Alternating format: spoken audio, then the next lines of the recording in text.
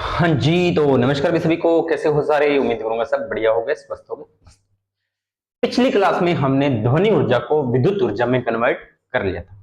आज वाली क्लास में हम करेंगे उसी विद्युत ऊर्जा को ध्वनि ऊर्जा में कन्वर्ट। ठीक है, हम पढ़ने जा रहे हैं लाउड स्पीकर। लाउड स्पीकर देखा होगा सभी ने। लाउड स्पीकर जो कम ध्वनि को बहुत ज्यादा भी कर देते हैं। वो छोटी ध्वनि बड़ी ध्वनि कैसे बदलती है वो मैं आपको ध्वनि वाले चैप्टर में पढ़ा चुका हूं। इसमें हम पढ़ेंगे कि विद्युत ऊर्जा को ध्वनि ऊर्जा में कैसे बदला जाता है। ठीक है, यह भी विद्युत चुंबकीय प्रेरण के सिद्धांत पर काम करती है दोनों बातें।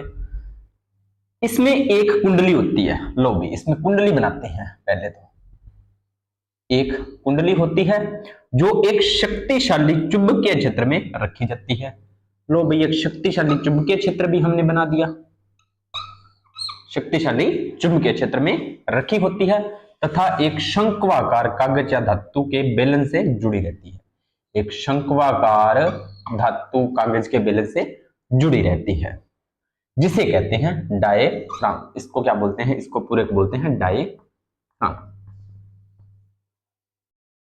जब माइक्रोफोन से प्रेरित विद्युत धारा कुंडली में प्रवाहित होती है, यानी कि अब धारा किसमें आ गई? इसमें। वही विद्युत धारा ध्वनि विद्युत धारा में बदल गई थी, ध्वनि ऊर्जा विद्युत ऊर्जा में बदल गई। विद्युत वाहक बल बढ़ाया ट्रांसफार्मर के द्वारा, और हमने किसमें आ गए? अब इसमें विद्युत धारा जैसे ही कुंडली में प्रवाहित हुई तो यह चुंबकीय क्षेत्र में कंपन करने लगी। अब ये जैसे ही प्रवाहित हुई तो ये चुंबकीय क्षेत्र में क्या करने लग गई? कंपन करने लग गई। कंपन मैंने आपको समझाया था कि कोई भी चीज कंपन कैसे करती है, तो ऐसे करती है। ये भी मैंने आपको पढ़ाया था ध्वनि वाले टॉपिक में। इस टॉपिक को देखने से पहले ध्वनि वाला टॉपिक भी आप देख लेना, आपको सारी चीजें समझ में आ जाएंगी। ठीक है, तो यह चुंबकीय क्षेत्र में कंपन करने लगता है। वह इसके कंपन से बड़े आयाम के कंपन उत्पन्न होते हैं। अब आयाम क्या होता है? तो एक तो ये मान लीजिए, ये भी तो कंपन ही है और ये भी कंपन है, तो ये इसका आयाम बड़ा, इसका आयाम छोटा। तो ये छोटे कंपन बड़े आयाम वाले कंपन में परिवर्तित हो जाते हैं, जिससे तीव्र ध्वनि उत्पन्न होती है। जैसे हम बोले तो हम धीरे से थे, लेकिन वो बहुत ज्यादा मतलब आवाज में बाहर निकलती है। जैसे अपने माइक से बोलते हैं ना, हेलो हेलो, वही चीज बड़ी। तो वो जब लाउड स्पीकर में गूंजती है तो कितनी दूर दूर तक सुनाई देती है।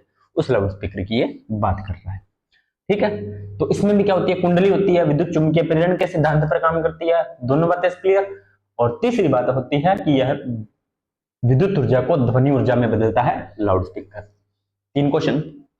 अब इसमें युक्ति बता दी कि इसे इसमें जब विद्युत धारा प्रवाहित होगी तो ये कुंडली है ये कंपित होने लगेगी, क्योंकि इसे चुंबकीय क्षेत्र में रखा जाता है, जिसकी वजह से छोटे आयाम वाले कंपन बड़े आयाम वाले कंपन उत्पन्न हो जाते हैं और तीव्र ध्वनि उत्पन्न होती है। दोबारा फिर देखते हैं, इसमें एक कुंडली लगी होती है जो एक शक्तिशाली चुंबकीय क्षेत्र में रखी होती है। ये कुंडली, ये शक्तिशाली चुंबकीय क्षेत्र जो बेलन से जुड़ी रहती है, जिसे बोला जाता है डायफ्राम। जब माइक्रोफोन से प्रेरित विद्युत धारा, यानी कि हमने जो विद्युत धारा प्रेरित विद्युत धारा, हम जितनी चीजें पढ़ते हैं ना वो सिर्फ उसमें जो धारा हमने प्रवाहित की है या जो हमने धारा बनाई है वो सारी की सारी प्रेरित विद्युत धारा है। और प्रेरित विद्युत धारा विद्युत चुंबकीय प्रेरण के सिद्धांत से ही प्राप्त होती है।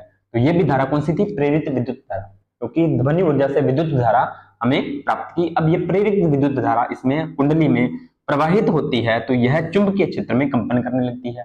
यह चुंबकीय क्षेत्र में कंपन करने लगती है और यह कंपन धीरे धीरे धीरे धीरे छोटे आयाम से बड़े आयाम तक पहुंच जाते हैं, जिससे तीव्र ध्वनि उत्पन्न होती है। जिससे ध्वनि क्या हो जाती है? हमें तीव्र ध्वनि उत्पन्न होती है।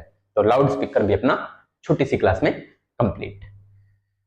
ठीक है, तो कर लेना इसको। मिलते हैं नई क्लास में।